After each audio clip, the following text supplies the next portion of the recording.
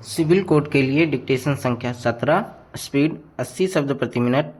Ready, start.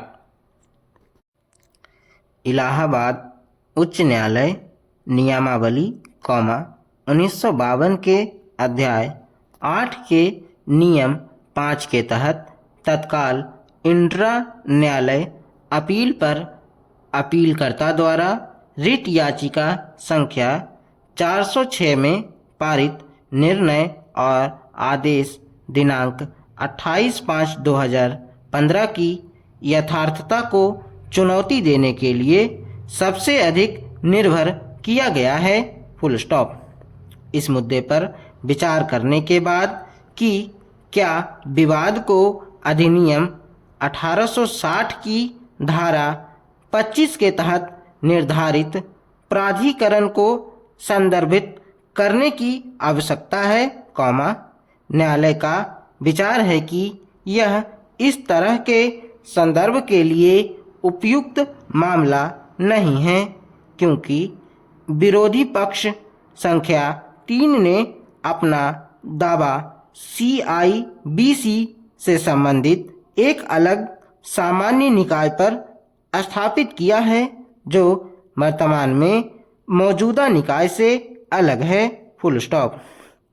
इस प्रकार विवाद आधारभूत है और मौजूदा आम सभा में विरोधी पक्ष संख्या 3 और उसके सहयोगी की सदस्यता ही विवादित है। Full stop. इसलिए तथ्यों और शामिल कानूनों के जटिल प्रश्नों पर विचार करते हुए धारा 25(1) के तहत संक्षिप्त कार्यवाही उसके समाधान के लिए उपयुक्त नहीं होगी। Full stop.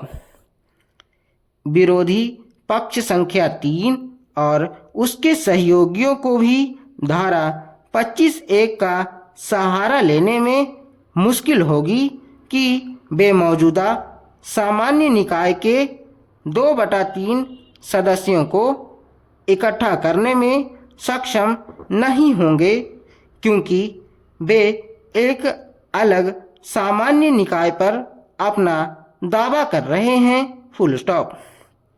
तथ्यों और परिस्थितियों में विरोधी पक्षकार संख्या 3 के लिए उपयुक्त उपाय एक मुकदमे की नियमित कार्यवाही में अपने अधिकारों का वर्णन करवाना होगा, चाहे वह लंबित हो या नया। Full stop.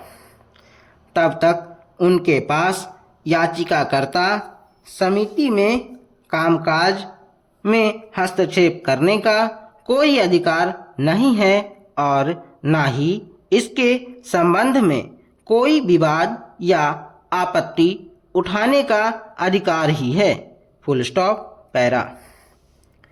जहां तक याचिकाकर्ता संख्या 2 द्वारा वर्ष 2014-15 के लिए प्रस्तुत पदाधिकारियों एवं सामान्य निकाय के सदस्यों की सूची का संबंध है, मामले को नए सिरे से अधिनियम 1860 की धारा 4 और सर्वोच्च न्यायालय के जिला निबंधक और अन्य के मामले में निर्देशों को ध्यान में रखते हुए और उपरोक्त किए गए अवलोकन, या किसी भी न्यायालय द्वारा विरोधी पक्ष संख्या 3 के पक्ष में किसी भी आदेश या घोषणा के अधीन एक लंबित या नए मुकदमे, यदि उसके या उसके सहयोगियों द्वारा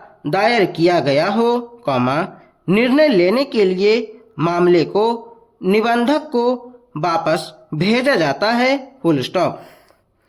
यह स्पष्ट किया जाता है कि यहाँ ऊपर की गई चर्चा केवल निबंधक के आदेशों की वैधता को न्याय निर्णीत करने के उद्देश्य से है और यहाँ किए गए किसी भी अवलोकन से किसी भी न्यायालय के समक्ष किसी भी कार्यवाही में लंबित पक्षों के अधिकारों पर प्रतिकूल प्रभाव नहीं पड़ेगा।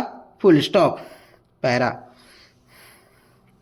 सोसाइटी के नियमों और विनियमों के नियम 8 का कहना है कि सोसाइटी के मामलों और व्यवसाय का प्रबंधन एक प्रबंध समिति द्वारा किया जाएगा, जिसमें सोसाइटी द्वारा चुने गए कम से कम 5 और अधिक से अधिक 12 सदस्य होंगे और प्रबंध समिति के कम से कम 3 सदस्य सोसाइटी के पदेन सदस्य होंगे। Full stop.